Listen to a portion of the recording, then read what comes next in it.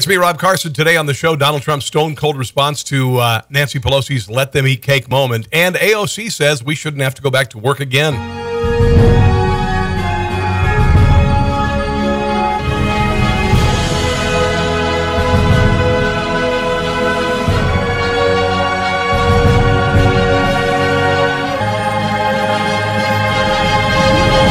Hello and welcome to Rob Carson's What in the World? Something that I ask myself more and more every single day.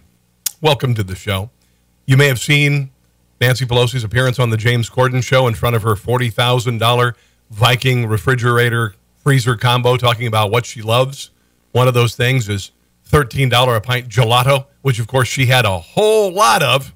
Well, Donald Trump would have none of it, and here is his response. We turn now to that $350 billion fund to help small businesses and its workers get through the shutdown. It will be up to Congress to restock it. But Democrats blocking that move this morning. They asked for $250 billion in 48 hours. I said, well, I don't think so.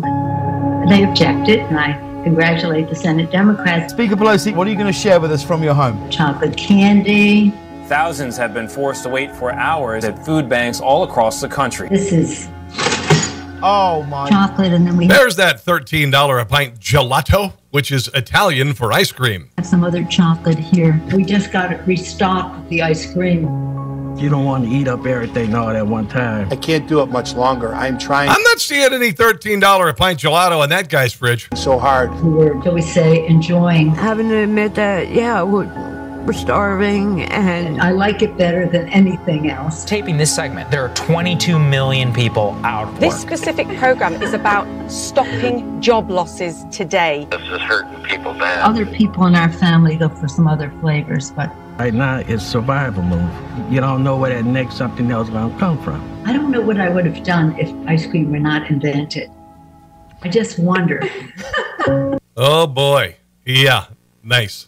Let them eat cake, ladies and gentlemen, or ice cream, as the case may be. Governor Andrew Cuomo had similar thoughts about people out of work when he was asked at a presser this week about what people should do if they don't have unemployment checks coming in or they haven't gotten their government check yet. He says just get an essential job. They're saying that, is there a fundamental right to work if the government can't get me the money when I need it?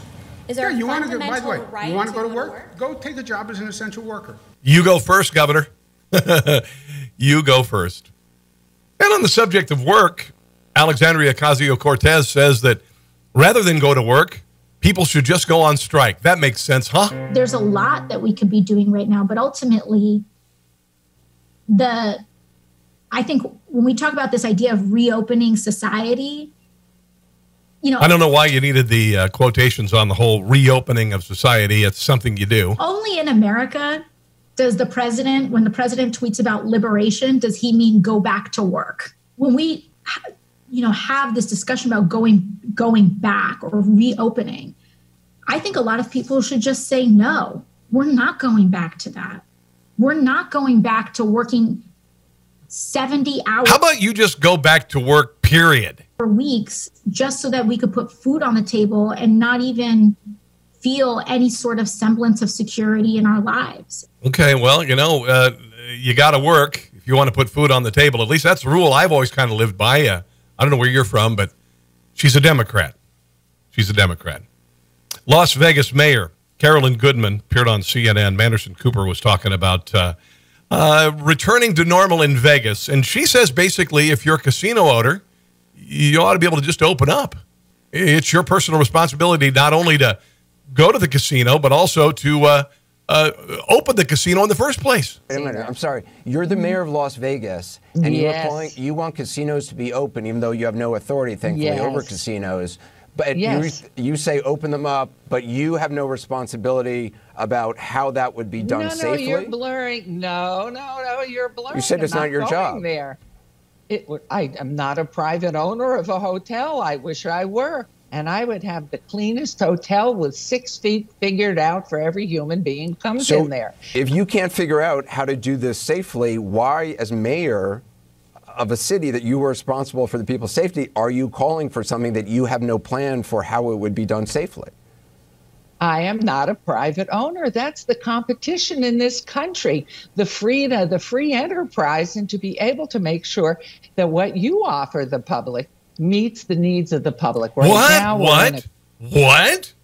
Personal responsibility in the United States of America in 2020? Are you nuts? Here's the deal. We are finding out that the death rates and infection rates are much higher than we thought, and death rates are much lower. In fact, they're discovering with several studies in California at Stanford University and USC that many more people have it, and the death rate is not any worse than flu, of all things. And that if you're a business owner or a church or you own a daycare facility, you should be able to open your business. If people get sick, it's on you. And you know what? If people choose to get sick by going to your casino, it's on them. But of course, with the left, everything is political, including the fact that with so many businesses out of business and so many people suffering at home and starving and not being able to drive or fill their car with really cheap gas, even though it's really super cheap, it has made things a whole lot better on the global warming front, according to CNN. And there seems to be this perception that maybe the virus has helped humanity buy some time when it comes to global warming. What's wrong with that assumption? We'd have to keep doing this even more and do it for the next 30 years to really begin to bend the curve on the greenhouse gases in the atmosphere. Thanks to the current oil crash, when the lockdown is lifted, we'll see the lowest gas prices in generations. And with Donald Trump's Environmental Protection Agency gutting dozens of regulations. That's actually a good thing, to get rid of regulation. It usually causes industries to grow. Experts say a spike in pollution seems inevitable. But you know what? If it doesn't make a difference in the next 30 years of doing it, then why do it at all? You know? Here's a news anchor's worst nightmare. Announcing the death of someone when they actually hadn't died. Yeah. ABC news anchor mistakenly said that a New Jersey man had died from coronavirus. Just the opposite, actually. I think the opposite would be a full recovery. We do want to mention one person who was singled out today by Governor Murphy. This young man, Jack, has died. Okay, now, everybody at the table at Jack's house did a spit take there, and all of his relatives and friends, and then the truth was revealed. It was a long month, but slowly Jack rebounded. And last Thursday, he was clapped out by the doctors and nurses who saved his life as he walked out of the hospital. Okay, now, Mr. Anchor, you've got some splaining to do. I feel horrible. Jack is very much alive, and my deepest apologies for that. I was just misread everything, and I apologize, but he is alive, and we are grateful for that. Yeah, it's so good to hear all of those success stories. Absolutely, because if he wasn't smiling, he'd be dead. Okay, coming up, Chris Cuomo comes out of his basement for the first time since he lived at home with his parents when he was 30. Stick around. And we're back. So CNN's Chris Cuomo has been documenting his struggle with coronavirus for the last couple of weeks in his basement, oddly enough. And he's been talking about the lack of a response from the president, and he's been talking to his brother. And oddly enough, despite the fact that he's experiencing some very severe symptoms, at least during the night, like having a high fever and talking to dead relatives in his sleep, he's been able to pull things together so he could do his show and look just fine. And actually is leave his home during quarantine to go to his other home and get into a fight with a guy on a bike. That said, Chris Cuomo did a dramatic comeuppance from his basement, even though he'd already left it several times before. All right, here it is. The official re-entry from the basement. Cleared by CDC. A little sweaty. Just worked out. Happens. This is what I've been dreaming of, literally, for weeks. And this is the stuff of your family's worst nightmares. My wife, yeah, right. She does that normally, actually. That's not unusual. I'm still a little scared, so I'll just give you one of these. Just give you one of these. Just give you one of these. By the way, his son actually tested positive for coronavirus this week. We wish him the best. Just to be back up here, doing normal things. Thank you for being so nice to me. Thank you for taking care of everything you had to. Thank you for taking care of me. And Bella, thank you for And his wife's up. already done one. And now adding family videographer to your resume. She's rolling her eyes. And I am rolling my eyes, too. And I threw up a little in my mouth there for just a second. Now, we're told that you should stay away from people within a 6-foot radius, okay? Chris Cuomo's been in his basement for a couple of weeks, and yet his son ended up getting it. His wife ended up getting it. I'm thinking he's maybe sneaking out of the basement for a little ice cream or something. I could be wrong. Bill DeBlasio, the mayor of New York, put out a PSA about a week ago saying that you should rat out your neighbors or your friends if you see them in unauthorized gatherings or maybe too many people in the grocery store. And here's a little bit of that PSA. It's very,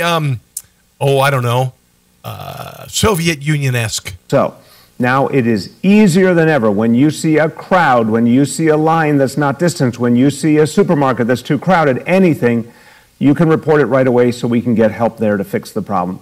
And now it's as simple as taking a photo. All you got to do is... When you hear Anne Frank behind a wall, when you hear of maybe possibly an underground railroad to free some slaves, just go ahead and give us a call. Take the photo and put the location with it, and bang. Make sure you tell us exactly where they are so we can bust down the door and throw them in jail. Text the photo to 311. To 311-692-ACHTUNG. 692. And action will ensue. Or you can use the 311 app, send that photo there, and you'll make sure immediately there's follow-up. Follow-up, that's what they call it. They call the police arriving and busting down your door and hauling you off to jail for being too close to one another. That's follow-up. The people of New York had some things to say about that. Yeah, not sure what it could be. Fun? Could it be fun you? Could be fun you? Not sure. Fudge? Maybe fudge you? And then, of course, there's this, which features him, oddly enough, as Hitler, which kind of makes sense, actually, doesn't it? Yeah. A couple of other things that happened, despite the caterwauling of the governor of the state of New York and the mayor of New York, that we don't have enough ventilators and we don't have enough hospital beds. The 500-bed U.S. Navy hospital ship Comfort is leaving New York after treating just 179 patients in 3 weeks. Yeah. President Trump said the Navy hospital ship was ready to leave. Turns out they really didn't need it. 179 patients as of Tuesday, 56 still on board at the time. The Love Boat. And that's good news. Bad news if you're a Democrat. This is sad, actually. There will be no fidgeting at the National Spelling Bee microphone, no banter with the announcer, no pointed questions, and no dreams come true. This year's Scripps National Spelling Bee was canceled Tuesday. The bee will return next year, but unfortunately that's little comfort to the 8th graders who are missing out on their shot at the national stage. Scripps will not change eligibility requirements for the bee, which is scheduled from the 1st to the 3rd of June 2021. It's bad news for Naveenth Murali of Edison, New Jersey. He says, I'm totally shattered and devastated. Spelling has basically been my life for so many years. I put all my effort into the chance of winning Scripps, and this morning I found out it was all gone.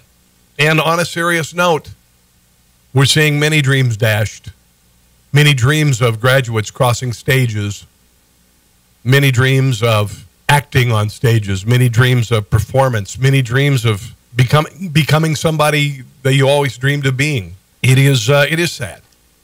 Netflix is loving it, though. Netflix is doing really well. 16 million extra subscribers. They've raked in $709 million in the first quarter, 3 times from last year, 3 times up from last year. 64 million households. A lot of them have been watching Tiger King, the documentary. And I'm going to tell you something. I'm one of those people. I started watching it. And it is, to be quite honest, it's addictive. It's addictive. In a segment I'd like to call, What in the Hell is Going On with Life in America Today? A mom was arrested, Meridian, Idaho, on Tuesday. She violated the city's ban against using playground equipment at a local park. She and other families allowed their children to play in a closed-off area. Here is some of the video. And I presume the gentleman at the beginning of this is the guy that ratted her out. You know, because it's criminal activity, a mom taking her kid to the park. When I got here, I did. Order too, right? Then maybe you should stay away from us. Do you have the virus? I'm trying to back off, so we're supposed to. Do you not have a mask on? Ma'am, I have told you to exit numerous times. This is it. Exit the playground area now. Don't you think as a police officer, you kind of feel a little weird about this? I mean, literally being called to a playground because a mom is playing with her kid. Maybe, for God's sake, breaking social distancing rules to push your kid on the swing and do that thing where you run underneath them. I always like doing that. I just told you exit the playground. It's hard now that my son is 20, but I still try. So we're not trespassing. Are you going to now cite everyone for not social distancing? Are you going to? You have 5 seconds. Mom's going to the Stony Lonesome. There's something that the kids will always cherish. Arrest me for being a part. Yeah. Do it. Report it. Okay, this is not. Wow. Officer, you don't want to do that. Officer, you don't. You're being detained. Am I being arrested or detained? Am I arrested or detained? I think they're actually shooting mugshots at Chuck E. Cheese now. Just to do it. All right. So coming up in our final segment, busting Amish people partying in barns. Yeah, that's important. Stick around. And we're back. So apparently the Amish have been hard hit by the coronavirus epidemic. We wouldn't know that because Amish people don't have TV stations. But anyway, Ohio's Geauga County Health Commissioner Thomas Quaid sent a letter to Amish bishops saying that there are dangers in the community and you should avoid gatherings. Generally, they gather pretty big time. Usually mom, dad, and their 12 kids in a van going into the city to buy groceries or a buggy. It's quite disappointing. I wish it wouldn't happen. Those folks are all placing themselves at risk. Over the weekend, a large gathering of Amish was broken up by police with one person getting arrested, another issued a summons, 2 charged with underage drinking. I didn't know the Amish did that. Police were called to a property after someone called to report a violation of the state's stay-at-home orders. Now, here's the thing. Who do you suppose called the police on the Amish? Since the Amish usually don't have phones, probably some busybody who has no freaking business with the Amish. And who cares if the Amish are hanging out? They were having a barn party. Apparently, they arrived, the police there. The barn was full of people. There was some violin music and maybe some square dancing. One guy was too intoxicated to run. That person had to be transferred by ambulance. No telling if he had coronavirus. This woman is a criminal. This woman is a criminal, ladies and gentlemen. And what did she do? Well, she had a garage sale. Yeah. Krista Thompson was warned first April the 9th that her garage sale was breaking the law. Still had it running more than a week later despite repeated warnings. A week-long garage sale, that's seriously, that's like my wife trying to get rid of all of my crap, and it would take about that long. A garage or yard sale is not an essential business and should not be open for business, police said in a statement. Yeah. There was a police statement for this, noting it filled the entire yard, spilled into the backyard as well. Violating the stay-at-home order in Idaho is a misdemeanor that is punishable up to 6 months in jail or $1,000 fine. What are you in here for? I had a garage sale. Thompson's husband, Peter Thompson, claimed that we're just sorting through his wife's late father's belongings rather than holding a yard sale. Wow. Normally, I'm not into performance art. I think performance art is kind of stupid, but I'm actually gonna give this artist some cred to show the absurdity, the absolute absurdity of social distancing. Daniel Rothstein made a device out of plastic, some rubber tubing, which, some artists use for other things. That said, ventured out into the streets of Toronto to see how well he'd fare with the whole social distance 6-foot thing. There he is. Yeah, there you go. Now, of course, that isn't 6 feet. And in Toronto, it's 2 meters. There he's going down to the Kensington Market. I mean, honestly, the Kensington Market this time of year is absolutely just spectacular. Yeah, a little bit hard to keep a 6-foot distance no matter where you go. Oh,